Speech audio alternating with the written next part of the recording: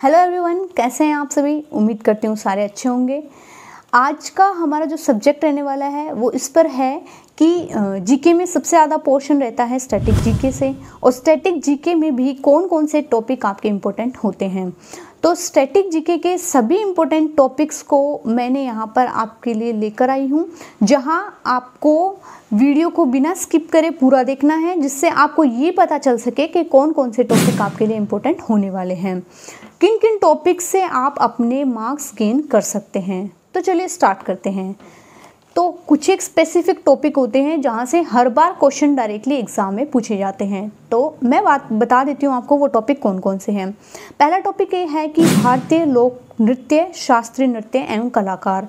तो इस टॉपिक से भी आपका एग्जाम में एक क्वेश्चन ज़रूर देखने को मिलेगा, जिसमें या तो आपसे ये पूछा जाए कि ये कौन सा नृत्य किस राज्य से संबंधित है, या शास्त्रीय नृत्य से रिलेटेड कोई क्वेश्चन पूछा जाए, या किसी कलाकार का नाम दे दिया जाए कि ये कलाकार जो है किस नृत्य से संबंधित है या किस राज्य से संबंधित है। आजकल एग्ज़ाम का पैटर्न कुछ इस प्रकार हो गया है कि डायरेक्टली नृत्य का नाम न पूछकर कलाकार का नाम दे दिया जाता है कि ये जो कलाकार है ये किस नृत्य से संबंधित है या फिर किस राज्य से संबंधित है। नेक्स्ट टॉपिक आपका ये आता है कि भारत के प्रमुख त्योहार, उत्सव एवं मेले। तो कोई भी त्योहार किस राज्य से संबंधित है, या ये जो उत्सव है किसकी स्मृति में मनाया जाता है, ये मेला कहाँ पर लगता है, और या फिर ये मेला कब लगता है, जिसमें एक भारतीय पंचांग के अनुसार एक फिक्स डेट होती है, कृष्ण पक्ष शुक्ला, इस टाइप से कुछ आपको फिक्स डेट याद करी जाती है। नेक्स्ट प्रश्न आपका इस पर बनता है कि भारत के प्रमुख मंदिर पर। तो मंदिर पर या तो आपसे ये पूछा जाएगा कि इस मंदिर की स्थापना किसने करी, या फिर उस मंदिर की कोई एक स्पेसिफिक क्वालिटी होती है उससे रिलेटेड की, जैसे इनडायरेक्टली उसकी कोई क्वालिटी दी जाए और आपसे पूछा जाए कि ये किस मंदिर से रिलेटेड है। इस प्रकार से आपसे प्रश्न पूछा जाता है। अगले टॉपिक की यदि मैं बात करूं तो वो आता है केंद्र सरकार की महत्वपूर्ण योजनाएं। तो केंद्र सरकार की पिछले 5 सालों में जो भी इम्पोर्टेंट योजनाएं रही हैं, उन सभी योजनाओं के बारे में, या फिर उन योजनाओं को कब लॉन्च किया गया था, या फिर कभी कभी क्वेश्चन इस टाइप से भी आ जाता है कि इन योजनाओं से लाभान्वित कितने राज्य है, या कौन सा राज्य इस योजना से लाभान्वित है, कौन सा नहीं है। अगला एक टॉपिक आपसे ये आ जाता है कि भारत के राष्ट्रीय उद्यान, पक्षी अभ्यारण्य, टाइगर रिजर्व और रामसर साइट, इन सारे टॉपिक्स में भी आपको एक आधा क्वेश्चन देखने को ज़रूर मिलता है, जहां पक्षी अभ्यारण्य पूछा जाता है या फिर किसी पक्षी या पशु का नाम देकर पूछा जाता है कि ये किस पक्षी अभ्यारण्य में है या जैव संरक्षण अभ्यारण्य में है। टाइगर रिजर्व से रिलेटेड भी क्वेश्चन देखने को मिल जाएगा। अगर इसके अलावा अगर मैं बात करूँ तो रामसर साइट से भी रिलेटेड क्वेश्चन आपको एग्जाम में ज़रूर देखने को मिलता है। कई बार ऐसा होता है कि डायरेक्टली ये पूछा जाए कि इस स्थल को कब रामसर साइट घोषित करा गया, या फिर आपसे ये पूछा जाता है कि किसी भी एक रामसर साइट का नाम दे दिया जाता है और पूछा जाता है कि यह किस राज्य से संबंधित है। अगला आपका एक टॉपिक आता है प्रमुख पुस्तक एवं लेखक। तो आजकल या आपको डायरेक्टली या तो ये पूछा जाएगा कि ये पुस्तक किस लेखक ने लिखी है, या फिर आपको ये पूछा जाएगा कि किसी भी एक स्पेसिफिक लेखक का नाम देकर, जैसे कि आपसे पूछा जाएगा निम्न में से अरविंद अडिगा द्वारा लिखी गई पुस्तक कौन सी नहीं है। उस टाइम आपको अपने माइंड को बिल्कुल अलर्ट करके समझना होता है कि प्रश्न क्या पूछा जाता है। तो प्रश्न का आजकल पैटर्न कुछ इस प्रकार हो गया है कि नहीं है से रिलेटेड पूछा जाता है, जिसमें से ऑप्शन में 3 पुस्तक अरविंद अडिगा द्वारा लिखी हुई होगी और 1 नहीं लिखी होगी। तो आपको ज़्यादा से ज़्यादा इस पर फोकस करने की नीड है कि कौन सी पुस्तक किस लेखक ने लिखी है। अगला आपका एक टॉपिक आ जाता है यूनेस्को की हेरिटेज साइट्स। तो इसमें ये पूछा जाता है कि जैसे लास्ट 2 साल में या 1 साल में किस स्थल को यूनेस्को ने हेरिटेज साइट घोषित किया है, या फिर किसी हेरिटेज साइट का नाम देकर कि ये हेरिटेज साइट कहाँ से संबंधित है। नेक्स्ट आपका एक टॉपिक आता है भारत और विश्व के पर्यटन स्थल। जितने भी फेमस पर्यटन स्थल हैं, भारत के हो चाहे विश्व के हो, उन पर्यटन स्थलों के नाम या फिर उन पर्यटन स्थलों का रिलेटेड प्लेस, ये आपका एग्जाम में पूछा जाता है। एक प्रश्न आपका जरूर आता है प्रमुख पर्वत से दर्रों से, झील से, पठार से, नदियों से या फिर ग्लेशियर से या ज्वालामुखी से रिलेटेड एक प्रश्न आपका स्टैटिक जीके में ज़रूर पूछा जाता है।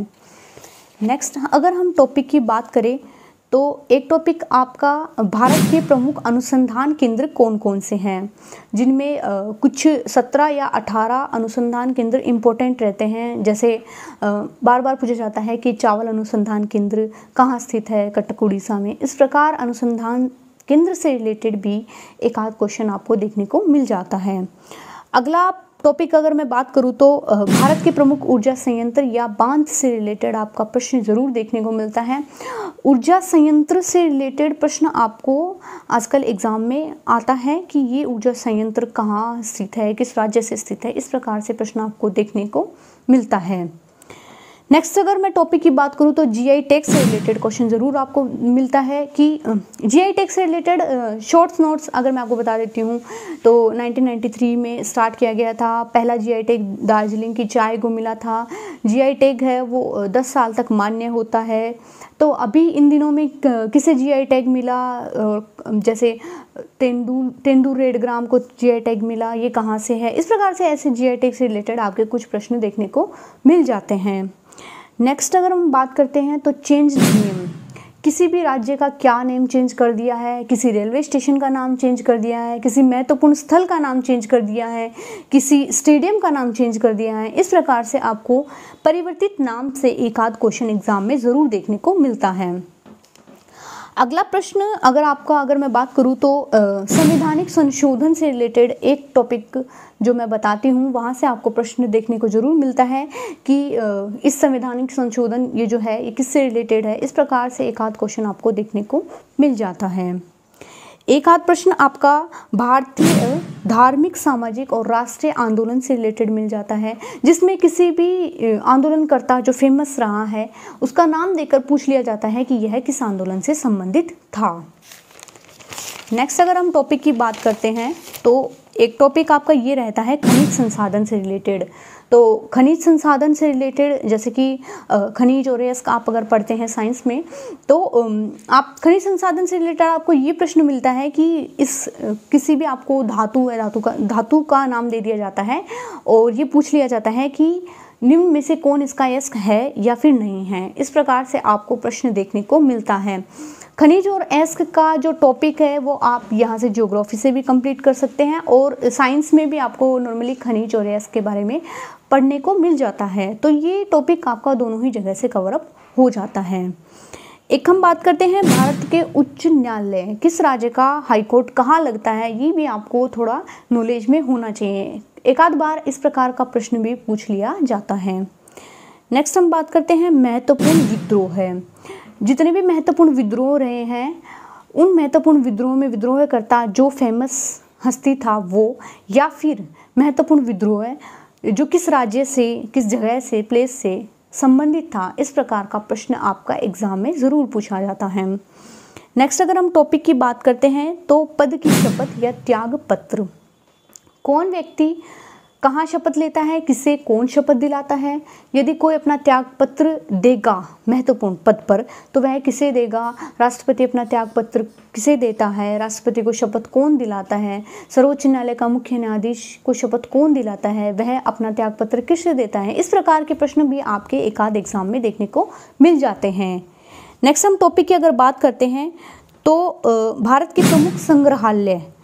के प्रमुख संग्रहालय से भी एक आध क्वेश्चन देखने को मिल जाता है। ये वैसे तो विविध में आ गया प्रश्न, पर ये प्रश्न भी एग्जाम में आजकल काफ़ी फेमस आता है। एक आध क्वेश्चन आपका ये प्रमुख अंतर्राष्ट्रीय संगठन और उनके मुख्यालय, जैसे कि नाटो का मुख्यालय कहाँ स्थित है, यूनेस्को का कहाँ है, यूनिसेफ का कहाँ है। एक आध इस प्रकार का प्रश्न भी आपको एग्जाम में देखने को मिल जाता है। इसके अलावा मैं बात कर लूँ और टॉपिक्स जैसे कि कला से जुड़े व्यक्तित्व, जैसा मैंने आपको बताया कि किसी भी स्पेसिफिक कला से कोई व्यक्तित्व, कोई पर्सनैलिटी जुड़ी हुई है तो आपको नाम देकर ये पूछा जाएगा कि यह व्यक्ति किस कला से संबंधित है।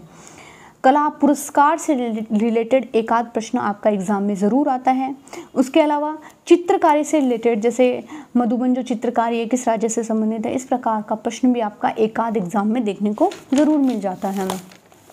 एक दो टॉपिक और रहे हैं, जैसे कि पुरस्कार से रिलेटेड प्रश्न आपका स्टैटिक जीके में ज़रूर आता है हर बार। जैसे भटनागर पुरस्कार का संबंध कहाँ से है, विज्ञान से है, इस प्रकार के प्रश्न आपको ज़रूर देखने को मिलते हैं। संस्थापक, किस संस्था की स्थापना किस संस्थापक ने करी है, उससे रिलेटेड प्रश्न भी आपके ज़रूर मिलते हैं। लास्ट एक आध क्वेश्चन आपका विविध का हर एग्ज़ाम में देखने को मिलता है। तो स्टैटिक जीके के लिए कुछ एक टॉपिक्स जो इम्पोर्टेंट थे वो मैंने आज आपको इस वीडियो में बताए हैं। इसके अलावा और भी अगर कुछ रह जाते हैं टॉपिक्स तो वो सारे विविध में ही आ जाते हैं। कोई भी आप बुक खरीदेंगे, जैसे अगर यदि मैं लूसेंट की ही बात करूँ तो लूसेंट के लास्ट में आपको विविध के काफ़ी सारे प्रश्न देखने को मिल जाते हैं। तो विविध का रिवीजन की भी नीड हो जाती है, क्योंकि 2 से 3 क्वेश्चन डायरेक्टली आपके विविध में से एग्ज़ाम में टपक जाते हैं। तो उम्मीद करती हूँ आपको वीडियो अच्छा लगा होगा। वीडियो को लाइक कीजिएगा, शेयर कीजिएगा एंड नए हैं तो चैनल को सब्सक्राइब कीजिएगा। इसके साथ ही आपको नेक्स्ट वीडियो किस कंटेंट पे चाहिए कमेंट सेक्शन में ज़रूर बताइएगा। समय मिलने पर नेक्स्ट वीडियो उसी कंटेंट या उसी टॉपिक पर बना दी जाएगी। मिलते हैं नेक्स्ट वीडियो में, तब तक के लिए जय हिंद।